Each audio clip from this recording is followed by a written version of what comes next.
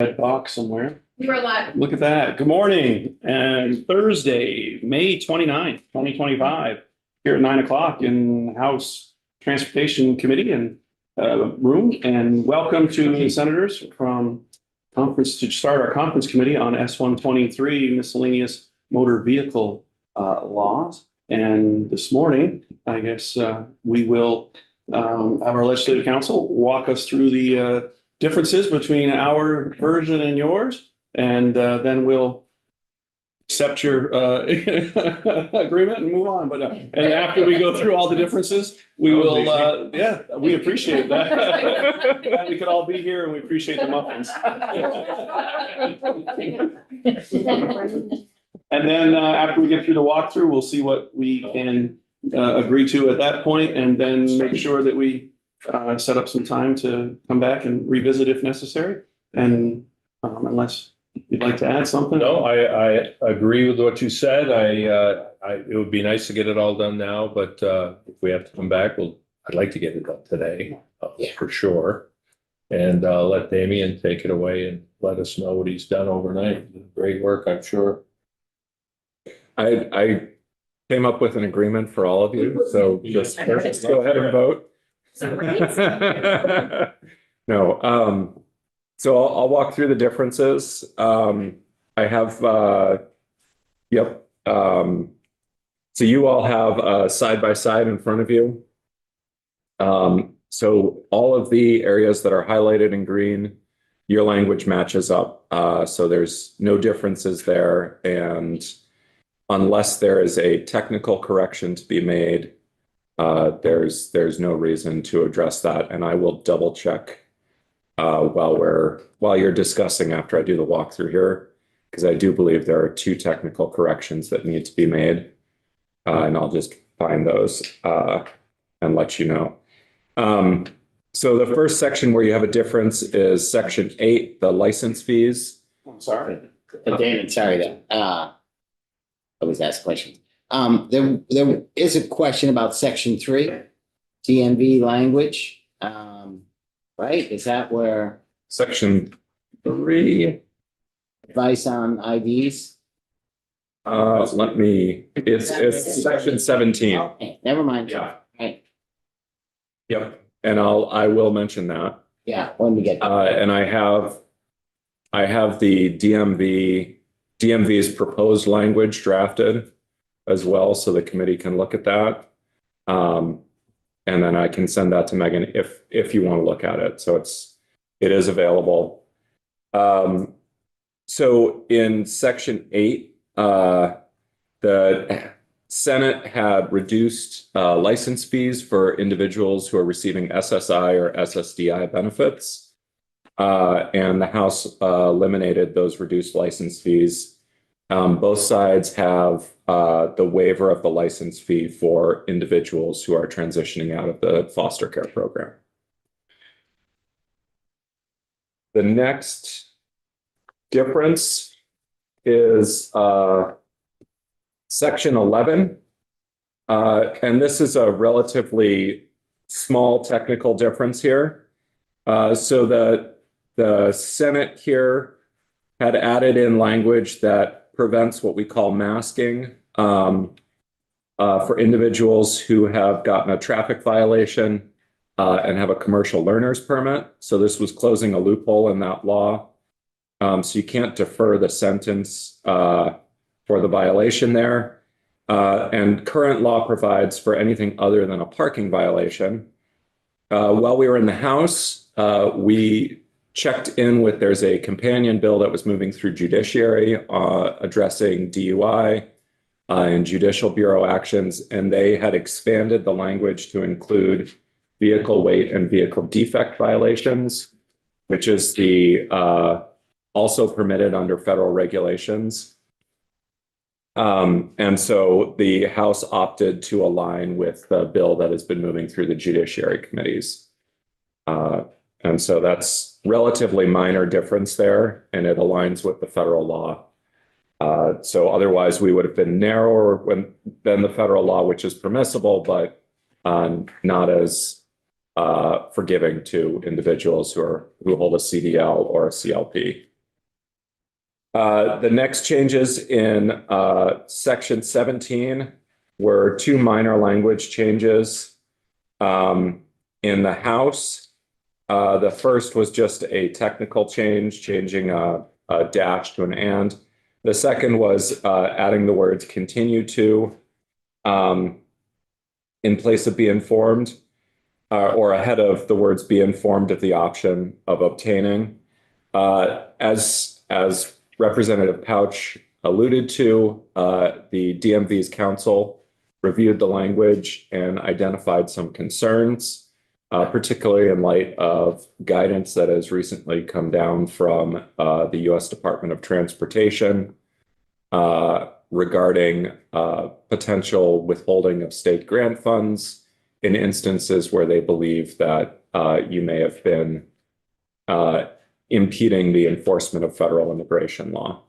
And the DMV has identified in the Senate, they identified 3 instances in the past year where when they had run the license documents through the federal database that they're required to do under the Real ID Act, they got a return for either a fraudulent document, so a violation of the law by submitting a fraudulent document, or an individual who the federal government flagged as being in the country without legal permission. So someone who was in the country illegally, also a violation of federal immigration law. And in those instances, the DMV's concern is that if they are expected to reach out to that individual and say, well, we can't give you the Real ID because you're violating federal immigration law, but you can get these state IDs instead, it could be seen as trying to shield someone from federal law enforcement. And so they would like to clarify the language here.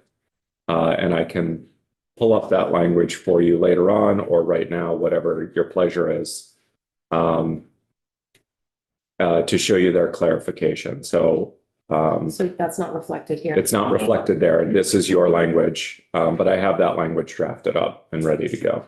We can get to that when we come back. Okay. Potential changes. Yep. And that would be for section 17? That would be for section 17. So the next one, section 18. There were 2 sets of changes in the House. The first in the outreach language, just some relatively minor clarifications there. So an individual in the Senate language, we had said rights to obtain and to self-attest. And then the House clarified that to ability to obtain and ability under Vermont law to self-attest with respect to gender markers. And then clarification that it is an operator's privilege card, not just a privilege card. And then the other piece was the House was interested in getting 2 brief written updates on the implementation of the early renewal provisions. One that would be 30 days after implementation, so probably sometime in the midsummer, and then one next January, just to let us know how the extent to which those sections are being used and whether there have been any hiccups in the implementation of those sections. And we have a lot of sections the same until we get to section 33. The Senate version of the bill included an additional line on the schedule of fees for miscellaneous transactions that reflected the fee per bulk electronic record.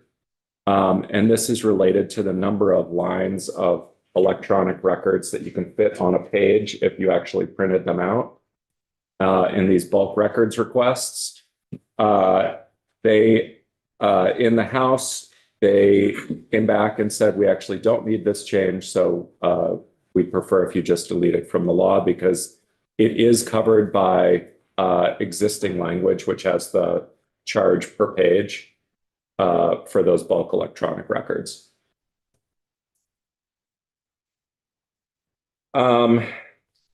Okay, the next difference is really sections 39, 40, and 41 in the Senate bill related to window tinting.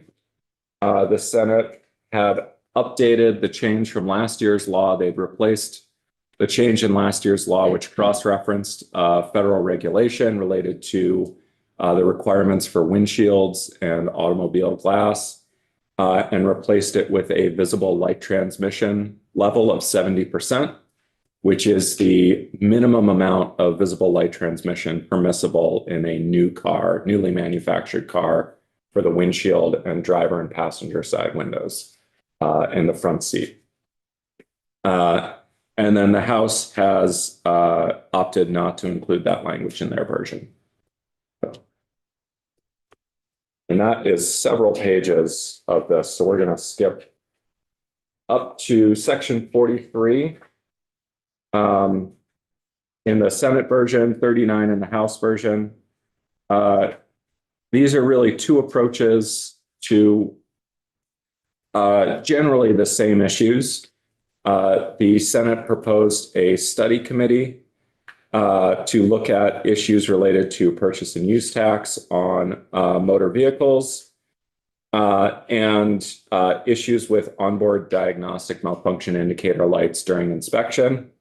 The House has proposed a report back from the commissioner asking for information regarding specific issues with the purchase and use tax, and also an examination of ways to reduce the financial burden of inspections on Vermonters. The one other additional piece in the House is that they have set up an email address or other electronic means on the department's website. I understand that it's going to be some sort of fillable form probably on the website rather than an email address where folks can submit, the public can submit comments regarding the purchase and use tax process and the financial impact of the inspection process. And so that is also in the House version there. And then the next several sections are all only in the House bill. They were not in the Senate bill. The first one relates to operation of bicycles. And it's worth noting that with the exception of subsection C, all of the changes in this section are just technical changes. And subsection C provides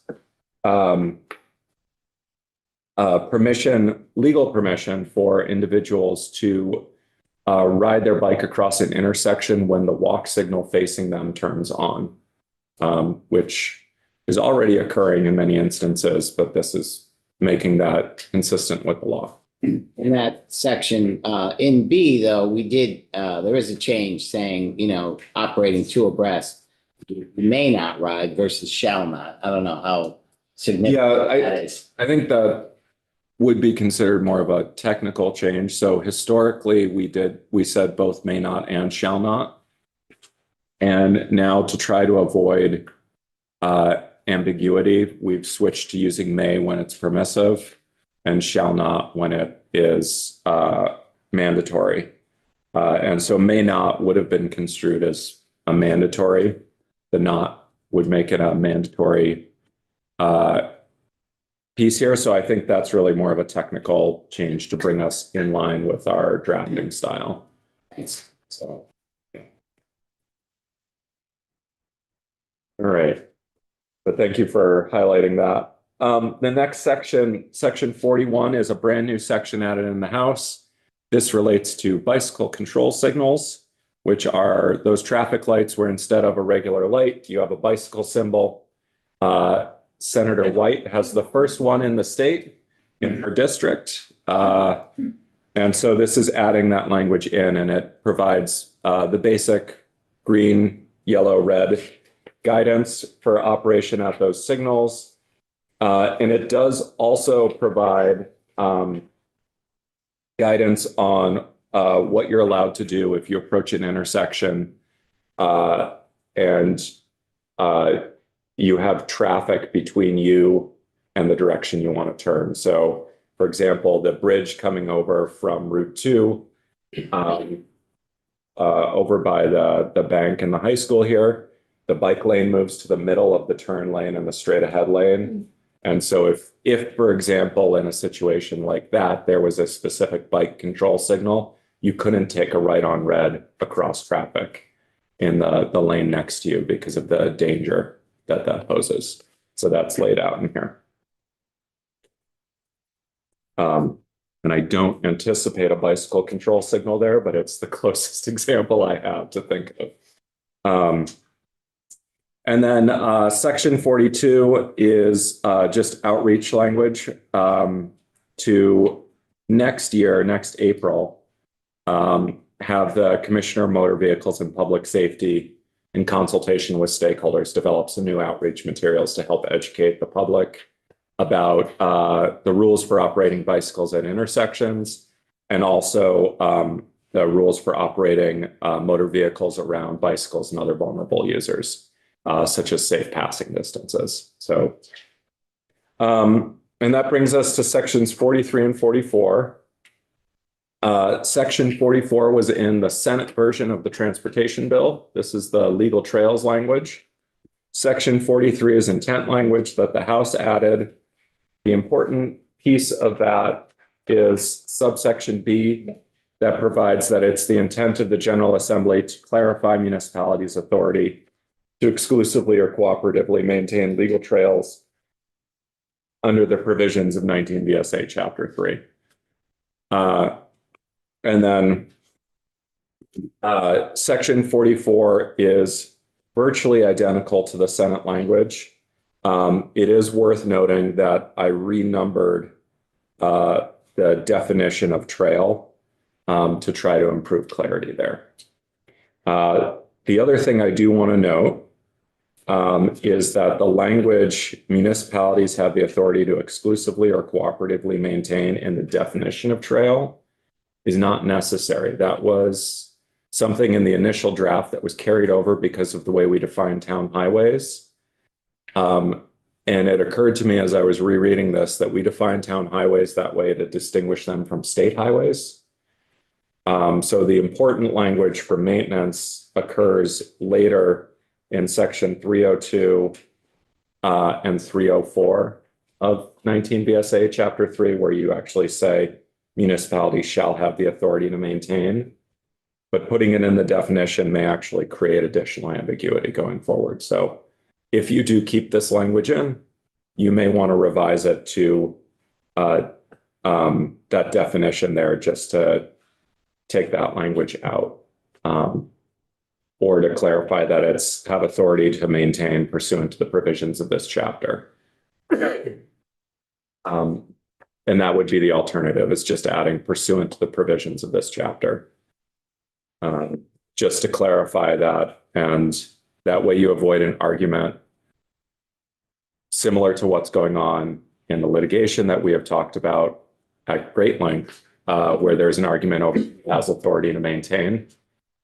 This would actually potentially create ambiguity around that, whereas the other two clearly state that you're providing or clarifying the authority as your intent states. Daniel, and exactly where would that language be added? So at the very top of section 44, Yeah. in subdivision 8A1, little Romanet I, yep, or Romanet 1, I guess.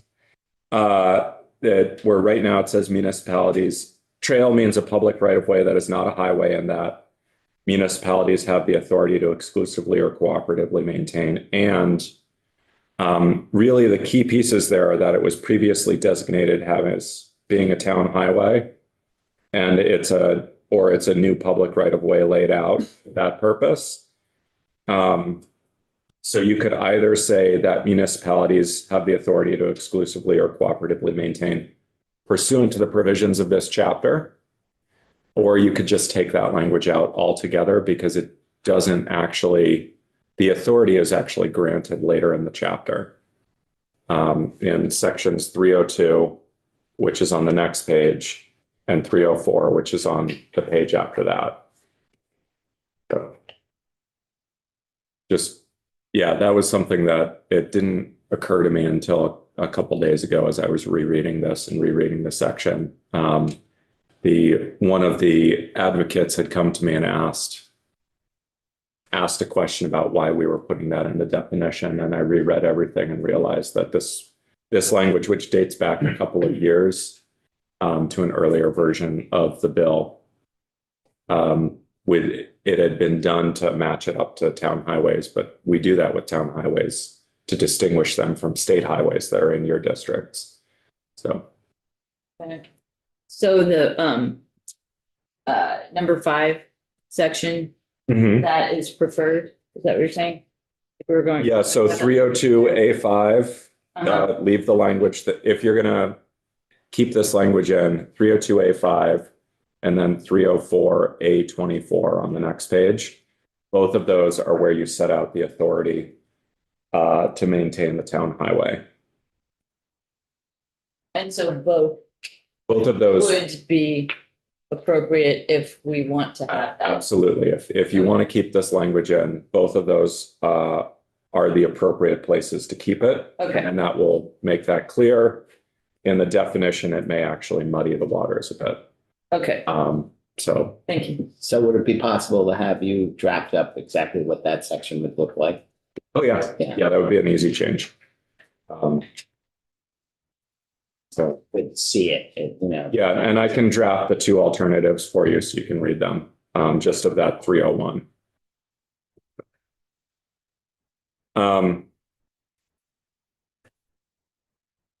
And that brings us to the end. The only remaining section is the effective dates.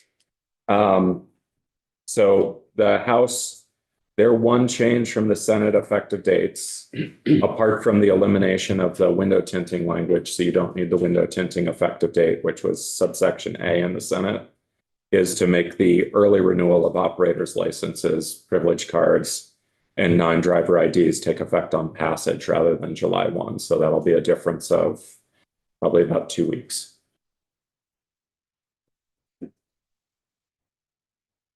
What was that? That's the effective date section. I see the effective date. Yeah, so subsection A in the House makes 2 sections that were taking effect July 1, 2025, and the Senate take effect on passage. As well as the legal trails. The legal trails would take effect July 1, so that's not effective on passage. But isn't it section 44? Am I just reading that wrong? This section and sections 15 and 16 shall take effect on passage. So that you've got the line break there. So the effective dates. Yeah. So 44 and 45, it was 44 in the Senate, 45 in the House. That's the number in there. Okay, gotcha. Sorry. I was getting confused with the numbers. Yeah, you know what I should do next time is have that header line carry over. Yeah. Next year, guys, it'll be better. Well, I mean, I think I'm well into double digits now in conference committees, but this is only my second transportation one. You guys just have a higher standard. What can I say? And It's only mine, velvet second one as well. cupcakes. And cupcakes as well. So thank you very much for walking us through the differences. When we talked about our plan, other than maybe section 11 that I would ask to say that, all the rest of them, I would have to ask you to decide if you thought that you could agree with any of them. I would only be able to suggest maybe number 11 is really technical, truly, completely technical in nature, perhaps, maybe not, but it's the only one that I would say is that one that we can, check off as truly technical or not. Otherwise, I would ask you guys to decide, or if you wanted to request any others. That's the only one that I marked as maybe be completely or virtually all technical. Look at the low hanging fruit. Well, I'm saying Yes. I'd like to check off at least one thing, Yeah. and that was Yeah. that was one of the more technical ones of the. I think we're okay with letting you check that off. Right. We have to start somewhere. We can't get the second section checked off if we don't check the first one, or a first one. They're also good. And then I guess I'd ask if there's any others that you are easy to, or not easy, Are easy? or that are low, what did you say, low hanging fruit? Mhm. I thought that was the lowest hanging, I guess. Yeah, that was. Section 18. Section 18 would be low hanging fruit from our end.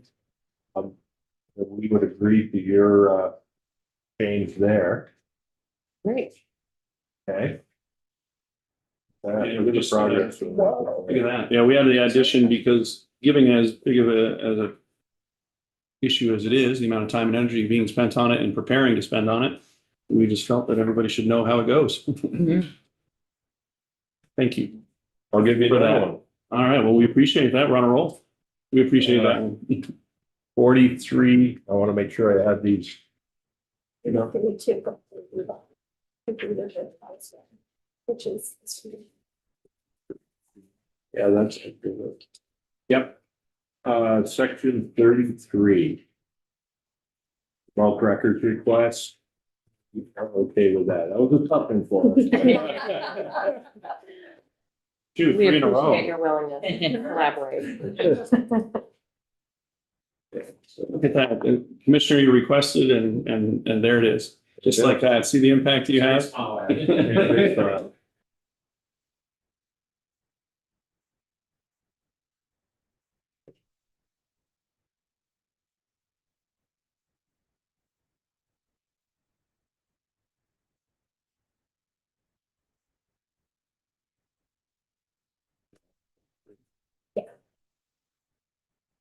Looking for the section that had study versus report. 4339. Yeah, Total form. there it is. Yeah, 40. Yeah.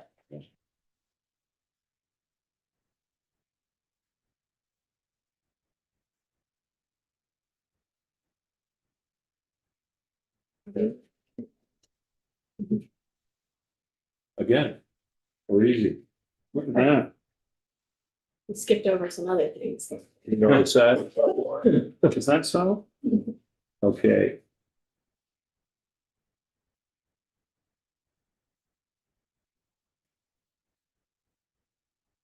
Study committee versus study for it. So it gets a little tougher.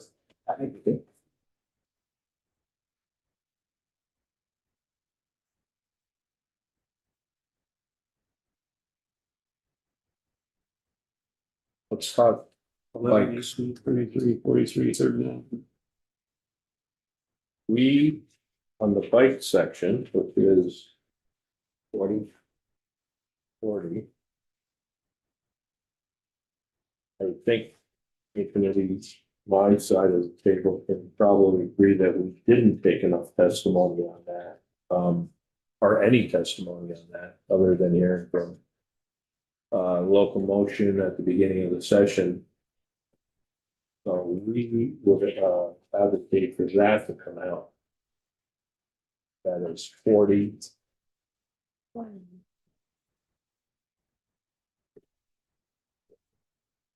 think you.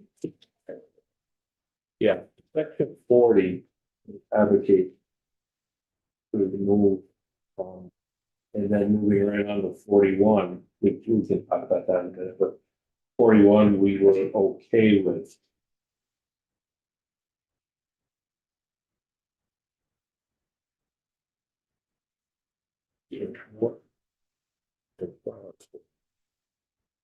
As well as 42, 41 and 42. We were okay with.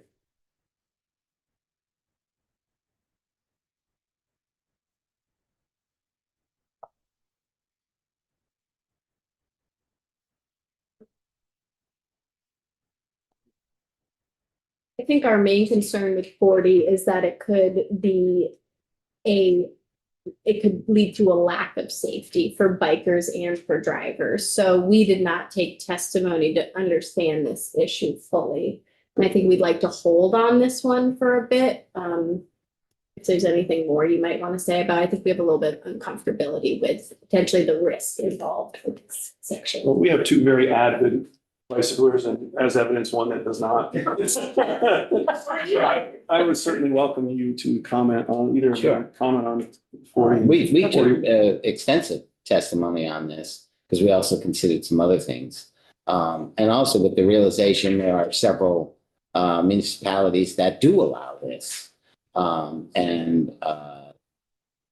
When we had the Department of Public Safety here, they agreed that having differences in the rules and regulations across the state is not a good, doesn't help. And so I think the testimony we took said that it is safer to allow the bicyclists to clear these are busy intersections, clear those intersections with pedestrians, sort of get them out of the way so the traffic can move rather than having bicyclists, once the light turns green, slow up all the traffic, all the cars going through the intersection. That was the gist behind it. Representative Couch, I remember we had some testimony regarding a federal highway study that showed increased safety in states that had adopted. No, we were initially looking at two bicycle changes. One was using the pedestrian crossing for bicyclists. The other was the Idaho stop. So do you remember? I remember that the testimony was clear that states that had adopted these two bicycle rules actually had better safety records, and it was showing. It was very convincing. So, but I don't remember. They broke that. Okay. Yeah. So the municipalities who allow it, could we, Well, for example, Burlington allows it, okay, but Winooski doesn't. okay, And so when we spoke to, like Local Motion, they said, people are kind of doing it anyways, particularly in those areas. But so there's, for people who are driving, it's like, hey, wait a minute. Sometimes they don't go through crosswalks, don't use the crosswalk signal, and sometimes they do, so. but are there other municipalities? It sounded like. I don't thought know. there were more. Yeah, Burlington. I'm not sure if there are more. Yeah. Did Winooski have any concerns about that? Like are they intentionally different? Or just they haven't gotten to it? I'm gonna say that second part, they haven't gotten to it, when we have a representative from Winooski in our committee, and she described biking between the two, and she doesn't act any differently between the two. Okay. But how particularly in a place like Burlington, how much easier it is to go through intersections with pedestrians. When the pedestrian signal comes, the bikes are by then up to the front anyways, usually on the side. And then that signal comes on and that allows them to clear the intersection. So just one more question on that. Do you know the authority that if Burlington has the authority via their charter, so could other municipalities do this on their own? I assume they could. I will need to check, but I'll check the charter. And then also if it is in their charter, if you would just let us know if other municipalities that don't have that in their charter or don't have a charter would be able to make that change on their own, that would be helpful. Don't want to speak for our chair, but maybe we hold on this section for a bit. I was gonna comment on my concerns, which were from the motoring side. I see what you're saying, and I understand we haven't taken any testimony on this at all. That's what kind of set me back a bit, because it's a fairly intensive section. And I do have concerns about educating the motoring public as to what changes are taking place. The effective date of this is July 25, it's July. I was worried about timing, educational. That's my concern. Yeah. So.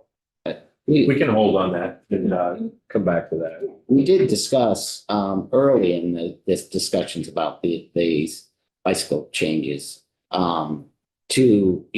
always wanted the education piece in there, the outreach, because we thought it was, really the most important thing as far as safety bicyclists and for motorists. And we did discuss having that outreach done and then making this change and the other changes we were looking at effective after the outreach. So kind of put that. Perhaps we What you, take their 41 and 42 that they agreed to and put 40 back on the table to discussion at this point. yeah, Or we that would be, that obtain would, some additional information and back and forth on that. sure. So we're Yeah. gonna 41 and 42. You just like making those checks. My main goal is to get to the end. What, do you have to go back to New Orleans or something? I would love to do that. Maybe I'll ride my bike on the levee. I don't have to worry about signals there. All right, let's talk window tinting. We, in section 39? Yeah, 40 and 41, yes. On your section, yeah. Yeah. So we took a great deal of testimony. I don't know how far you got into that, but It felt far. felt forever. Yeah, as it did down. I'm not sure that we. And it was less clear. It was hard to see. That's the point. So we have a few committee members who felt very strongly that this language would definitely clarify things going forward. But Damien, just correct me, by taking this out, we're going back to, we talked about this yesterday a little bit. What exists. Federal. What exists current. Or did that remove what Yeah. exists? No, so we'd be going, just staying with what exists currently. So currently, last year's changes had an effective date of next July 1, so July 1, 26. Mhm. And so you've taken that out. And then if you take out the Senate version, you just stick with what's there currently. So currently there is a prohibition under statute on having any sort of coating or applied covering on the windshield, except for, designated spots like where your inspection sticker goes, et cetera. And then the current inspection manual, it is a fail if you have something applied over the windshield, but it is just an advise that you are likely in violation of the law if it is applied over the passenger or driver's side windows. And I'm doing my airline flight attendant signals here. But yeah, so driver and passenger side windows is just an advise. So that's for the inspection, but for the But for the state police, statute, for the state police, it is against the law, so they can ticket you for it. and there's no measurement there. The way it exists now, it's just if there's something applied. Yes, Something. and you don't have a medical exemption or Right. something like that. So given the fact that it's advisory at inspection, folks are gonna go with it. They're gonna leave it on, and which leaves them susceptible to a ticket in the future, whether or not they're going to take that advisory thing from their inspection station seriously. Probably not, I would guess. And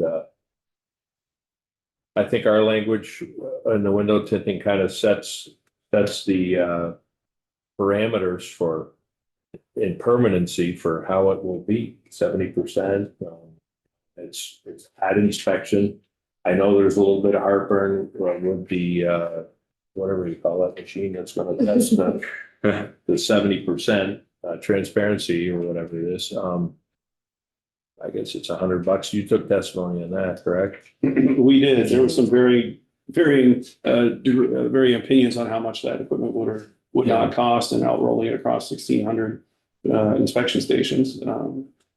As far as that piece goes, there's also maybe a bigger picture in terms of a significant amount of discussion in the committee about looking at the entire inspection process again and saying, where are our goals and where are we really trying to get with inspections? And there's a huge concern around affordability and a huge concern also that enforcement, putting mechanics in a position of enforcement when you get to issues like tinting and the inevitable piece that perhaps happens in that area.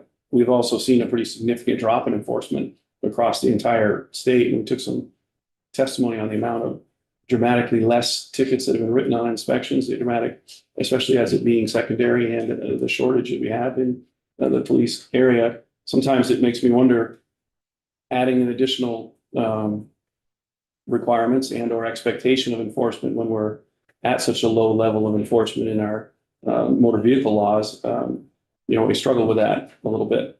Lastly, I guess I would say that we did work on this a fair amount in the committee the previous years, and being 5, 6 rookies and a deference to our previous chair, there was certainly a reluctance to, or some also a bit to tread on the water that was all the work that was done the previous year and the previous biennium with our previous. So when you kind of put it all together, and you also see it our later parts about kind of making it clear to the committee and to our whole body that we've got to do a review or to kind of revamp what is it we're trying to accomplish at inspection? What are we doing? Where is the safety? What's the level of enforcement?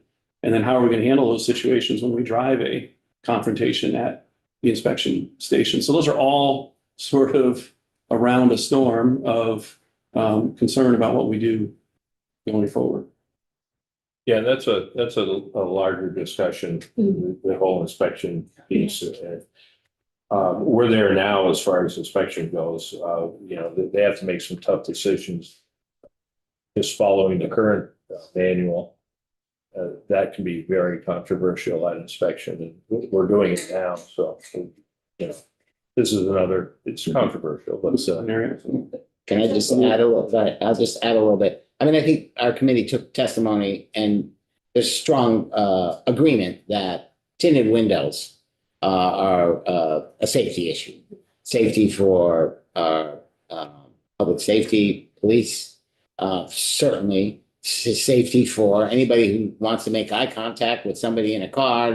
Are you going, or am I yielding, or what am I doing? So I think there was pretty strong agreement in that. And I think that, there was a desirability to do something, but we were really pushed back when it was discussed, hey, this devices are at least $100, maybe more. Then you've got to get them calibrated and, will it hold up in court? And can you possibly ask all the inspection stations to do that?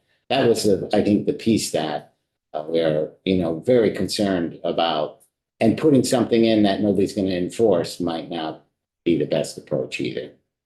And I would just add that I recall that we heard pricing anywhere from $100 to $400 for one of those machines that reads the tinting. So multiply that by all the police that would need to have that apparatus and the inspection stations. It seemed like a lot. Right on the heels of our lieutenant governor testifying in committee about the need to do something about affordability related to inspections, put our committee in quite a spot. I would just say maybe we hold on the section Yeah, I think we again. will. And I would just add that it sounds like you did take some testimony, but the Senate has held, I think, for a few years now around tinting windows. And our main concern, I think we heard from our colleagues, was the safety angle for bikers and pedestrians. So I think if you're open to the logic that you provided on sections 40 and 41 being persuasive, I think it would hold with the tinted windows. So perhaps we can discuss that. yeah, again we later. will we'll hold on that. What's that leave us with? We can- 8-17. How about 17? We are okay with language that would be the language change. Could you provide us with that? Good. Let me pull it up on the screen for all of you.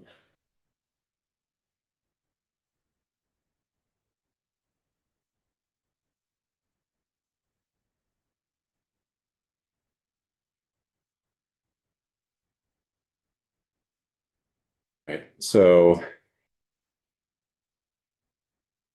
this is the DMV proposed language for section 17.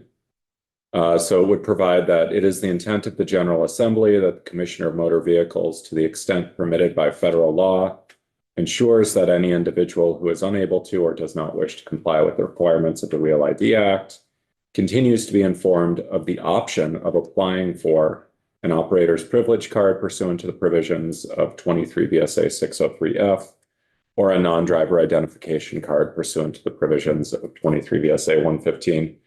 So the key changes here are adding the language to the extent permitted by federal law, as well as taking out the instances of shall to make it seem a little less rigid, and then also switching in the word applying for instead of obtaining, because just like anyone, you apply for a license, it's a privilege to get it.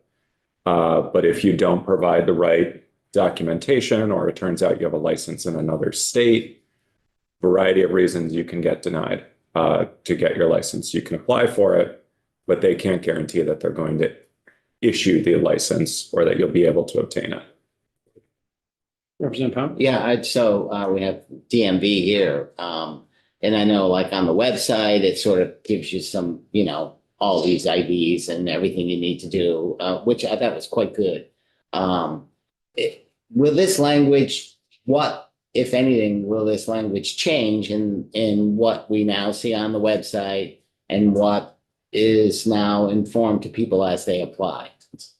Andrew Fowler, Commissioner of DMV for the record. So this is not changing anything that we're doing. This is actually solidifying what we're currently doing. Because we can't sit here and say 100% of the time we can offer, if someone comes in for real ID, and this is the only bucket I'm talking about, and they can't get through the real ID process because of any types of flags. And again, there's only been 3 that we know of in the last year or so. The word shall provide information for another license or another type of identification just leaves us vulnerable. And when you read the prior language in its strict legal kind of wording, leads us to be perfectly frank vulnerable legally. So this change is not a change in any process we're doing. It's just actually clarifying that this is Just continuing. just continuing what we're doing, it's just rewording it. So